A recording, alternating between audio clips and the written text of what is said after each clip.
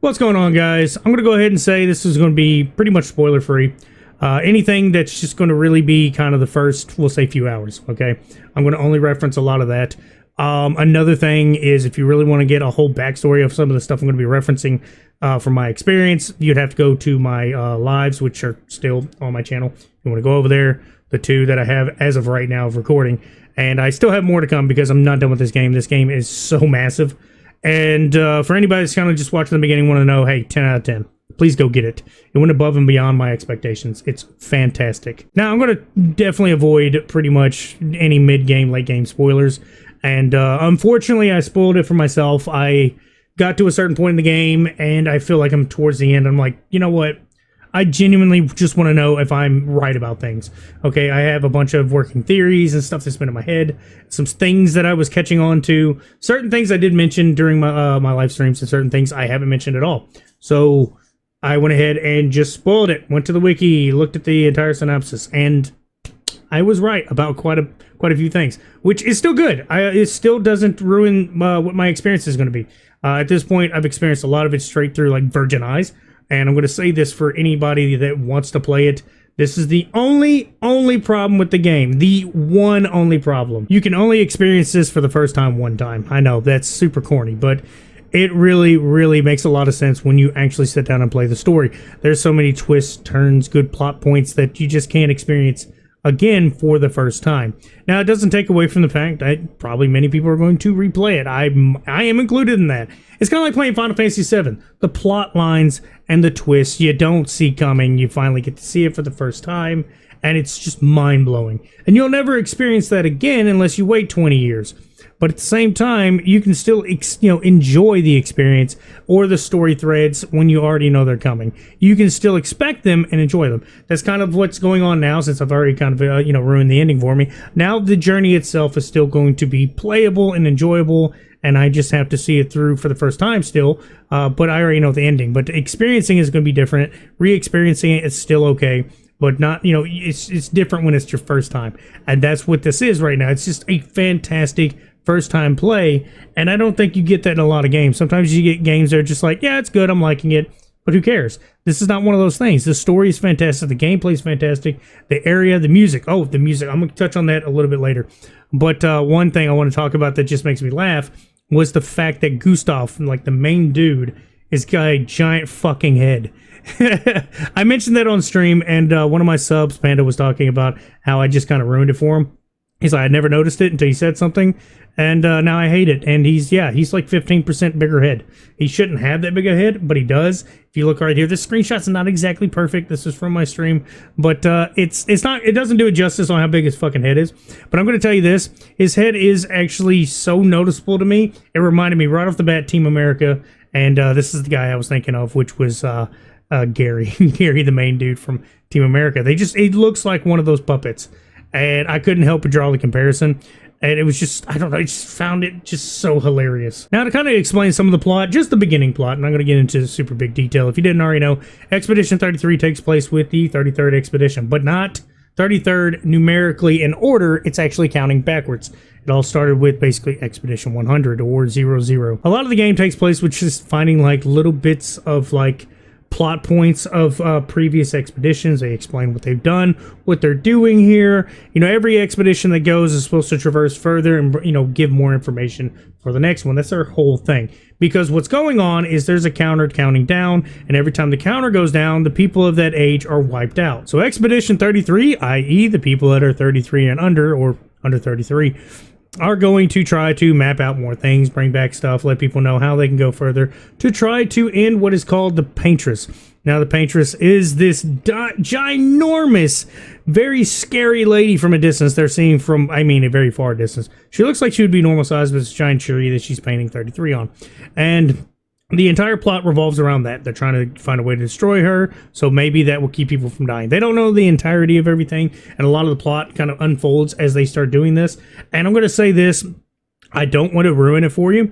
If you haven't experienced the first, actual cutscene after they're, when they're going on their voyage, look it up on YouTube or experience it for yourself. And I'm going to tell you, wow, God, it was insane. It was beautiful. And the music, like I said, I'm going to touch more on the music later, but the music really helps with the atmosphere. The entire scene was just so crazy to really set the tone to what you're going to be seeing in the future. Because like the beginning of the game is all playful, and it's kind of alluded to that it's a little dark, because it's like, oh no, you know, people die, and you know, when you get older, you don't get older. It's like Children of the Corn type thing, but you would see it from their their side without any of the violence yet. It'd be like, oh yeah, we live in this town where nobody grows up to be more than 30, and it's fine. We're all happy-go-lucky and sad that people leave. But they don't get to experience visually what's going on past their little world.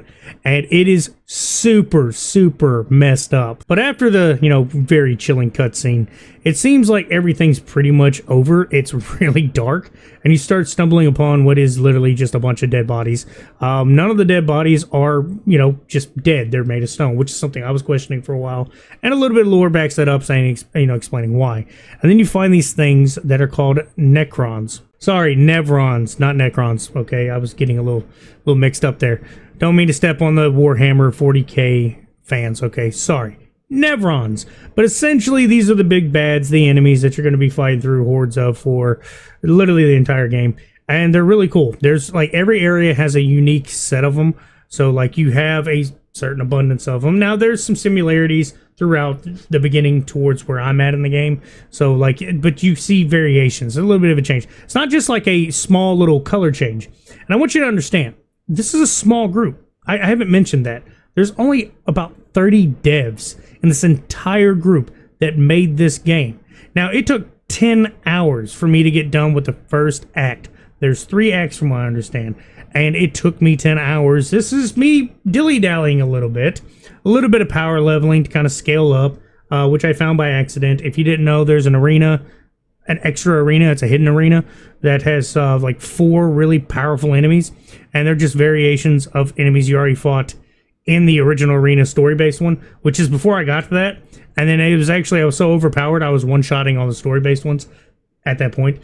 But if you want, go there, learn your parries on each boss, parry them to death. You get a stupid amount of XP, and roughly get to 25 is what I was at. Now I'm about 40, which is still really good. It's definitely making it a breeze, but where I'm at now, I'm gonna have to go backtrack and start working on my weapons. But yeah, 10 hours to do the first act, which is where the biggest plot twist pretty much happens, one of the biggest plot points, and then it changes basically the whole landscape of the game to me. But before all that, every area you go to is super unique. You're finding all these expedition logs, which is for every expedition that goes out there. You get a little bit of history on their expedition, and it lets you kind of get an insight on what happened to a previous expedition or what they were doing. And you come across essentially every area to come across like a mini boss. It's a named boss that gives you a little bit of something for fighting it. Nothing really big once you get too late in the game, but to be honest, it's still cool to go back and kill them. It's one of those like Dark Souls things where you get so far in the game, you can actually go back if you've missed some like side bosses and just whoop the shit out of them. I find it fun, and that's what I've been doing right now. I'm actually going to go back and probably do some of the little side stuff in the beginning, make sure I didn't miss anything, work my way back to where I'm at, because I'm kind of getting whooped where I'm at, and I'm not liking it too much. So really, it's coming down to the mechanics at this point. I'm going to have to really rework some stuff. But the builds are cool. The weapon changes are, really unique. I've seen some people talking, this is better, this is better. Some of my chat was talking about how like speed and fire was just an OP thing to do, which I've had a little bit of luck with it. I'm not gonna lie. I recommend mark, fire, and just obliterating them that way. It just seems to work. But one thing that really gets me is every single character is not really useless. Okay, I don't utilize 2 of them because I really don't care. But I usually, in most RPGs, stick to 3 or 4, whatever they hand me, and I try to stick to that. And if their playstyle kind of works well with me, I enjoy it. But it's really cool that a lot of the characters that you get are not really weak. Every one of them has usability, or they're useful in some way. It doesn't matter. You can use them however you want. And there's also a little thing: if your entire party gets wiped, or your first 3 party gets wiped, you get a backup. So it just makes it a little bit easier.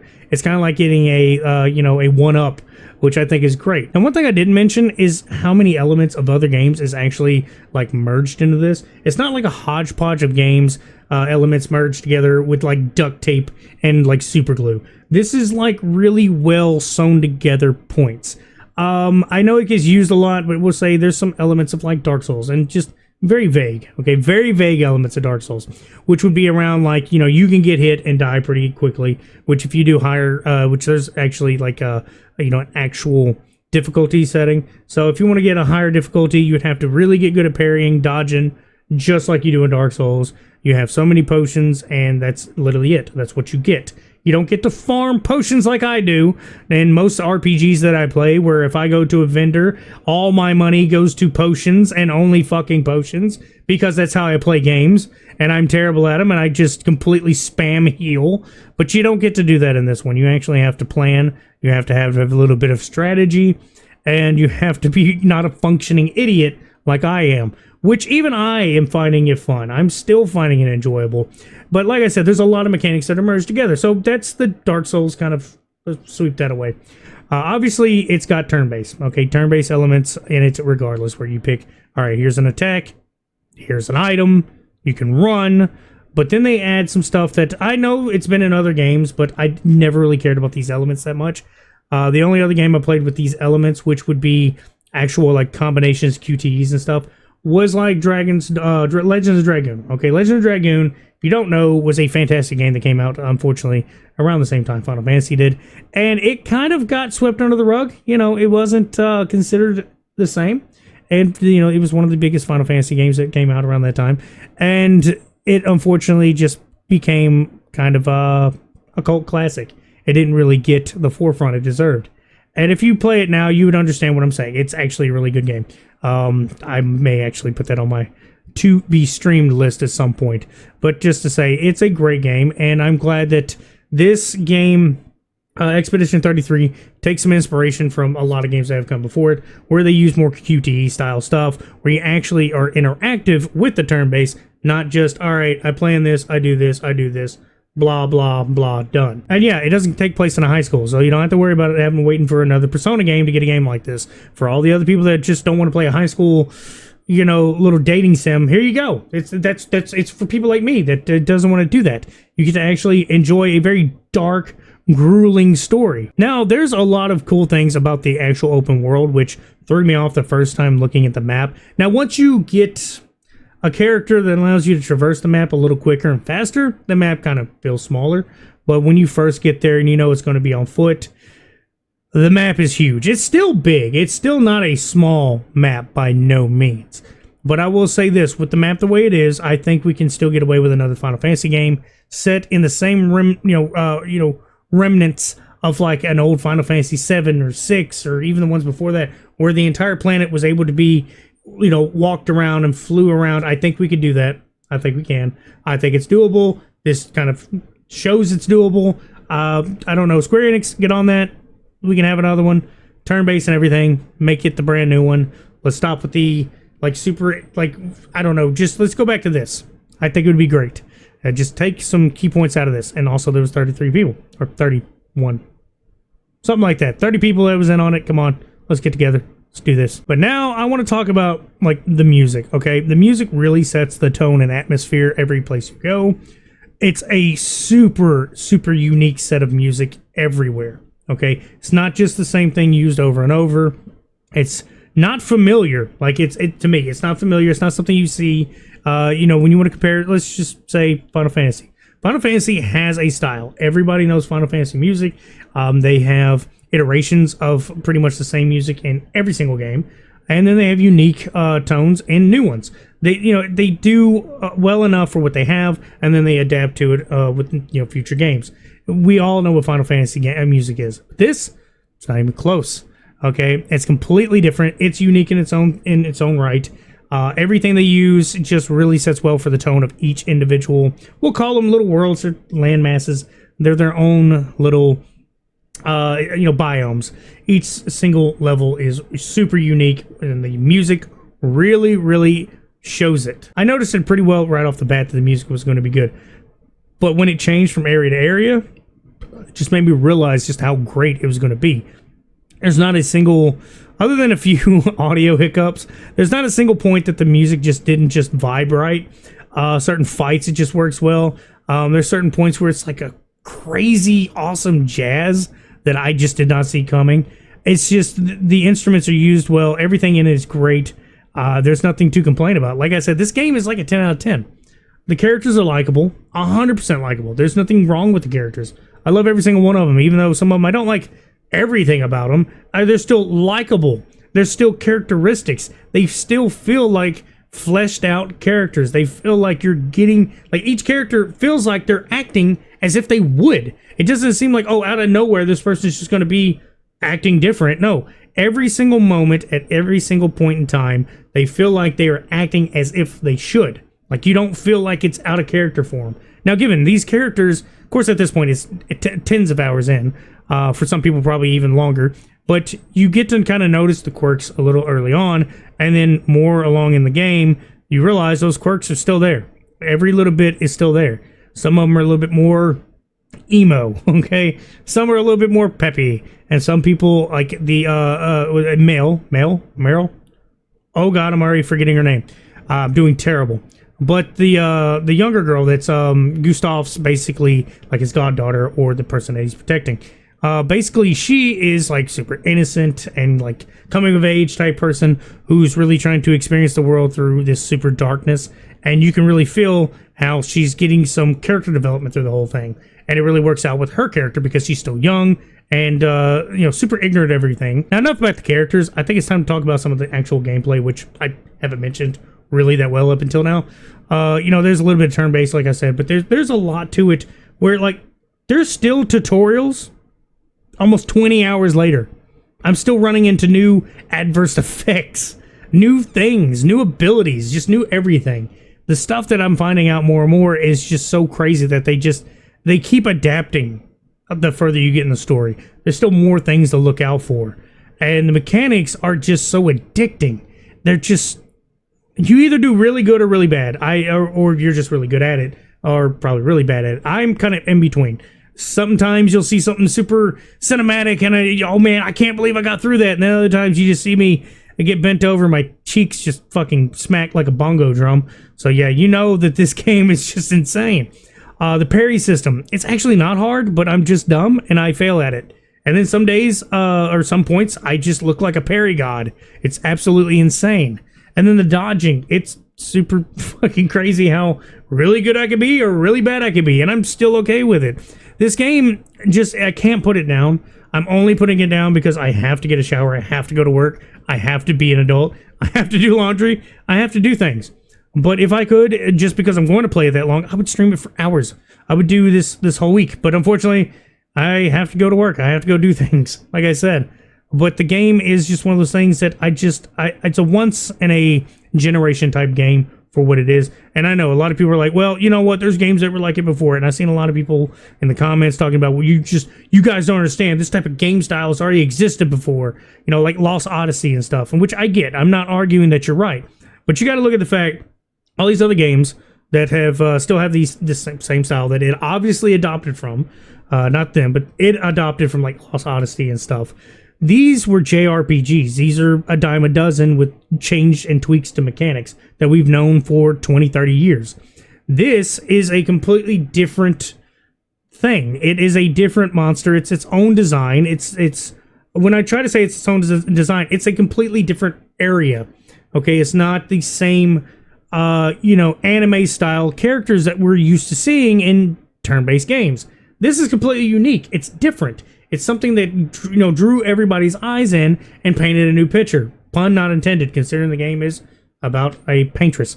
But literally, it's completely unique, and it brings in more eyes. It's something that we haven't seen.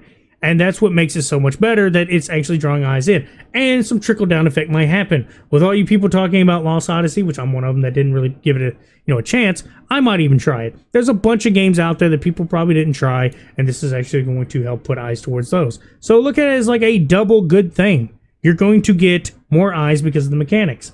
So yeah, the mechanics are super cool. And if you like them, definitely look at comment sections throughout a bunch of them, because they're everywhere. They're going to be talking about games that are similar. Just definitely look at some more in-depth analysis on those games, because they're going to probably be older, a little bit clunkier. But this one is smooth, it's accurate, also modern, animation, which just looks really cool. And the worlds just look abundantly beautiful. There's no other way to put it. Like I said, the music matches the atmosphere. The art is great. Character designs are awesome. A little bit of customization for tweaking. Nothing that big. Just a little bit of my character is different than yours. And, you know, you can do so many different play styles. There's literally so much interchangeability for weapon types. If you want to run fire only, electric only, ice, the elemental damage, like obviously there's some that are stronger or weaker than others. And there's just so many abilities that you can go through and so many characters that can kind of interlock with each other. You know, you can play off each other too. You can actually, one character I have, this is how I work it. One of them can make it where the character you're fighting or the enemy is going to be weak against fire. Then you go ahead and attack with extra fire. So for a couple of turns, they're going to take a little bit increased fire damage while getting fire counters on them, which can also increase fire damage. And then when you mark them, they get marked, you know, get damage from that. And then if somebody's marked, this ability for this, the first person that was doing something can actually do extra damage. So you can actually do some pretty crazy stacks. The stats in this for stacking is just unbelievable. I'm loving the stacking in it, okay? You know, there's a lot of games that limit a lot of stacks, and these, I mean, it's not limited per se, but it's pretty right off the bat, like pretty OP. Okay, you're gonna reach max damage early. Like I said, 10 hours, it was sub 10 hours, I was reaching, you know, 9,999, like under 10,000, right at the peak of 10,000 damage. And it's not impossible. And I'm sure there's a lot of ways to get every character to just be smacking down 10s. And like I said, when I pull my stream back up probably later this week, what I'm going to be doing is just playing around, chatting, and trying other things just to see what's going on. Running some builds, probably just seeing how things work. More than what I've been doing, because I'm going to be honest, the trial and error and me rolling fucking, you know, 10s and 20s in my luck just to get through the game is probably going to run out soon. And I'm going to have to be a little bit, you know, get good, to be honest. But I think I've rambled a lot in this video, okay? I can't stress enough how good this is. And I am avoiding the spoilers. If I wanted to get in more in depth on this game, I would get into spoiler territory. I would tell you how things are just so bananas. I may do another video later with the spoilers, just to kind of let you know how I feel about this. Just the story is just a mind fuck of amazingness. Now I know it's also a little late in the video to be mentioning like a game-breaking bug, but the reason why I didn't mention it real early on is because it's not game-breaking. It was a small bug that just was, you know, an animation failure in the like landscape, and my character got locked. And the reason why I say it's not much of a problem is because they seem to have a list of like save scumbing essentially, where they have a whole bunch of saves from like the last hour of your gameplay. So you don't have to worry too much about getting stuck somewhere, because you can just load a previous save pretty easily. You don't have to worry about manually saving or, you know, getting stuck. That's what I guess all those saves are for, is a bit of a contingency plan to complete screw-ups like what I'm about to show you, which is, like I said, I got stuck and I thought the game was over. Hey, are you a... Fuck! Oh god, I'm stuck. No! Oh no, I know I did not just get locked. I'm gonna be mad as fuck if I'm locked.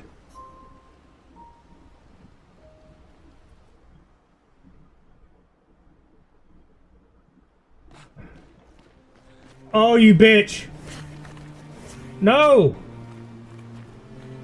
You're fucking joking.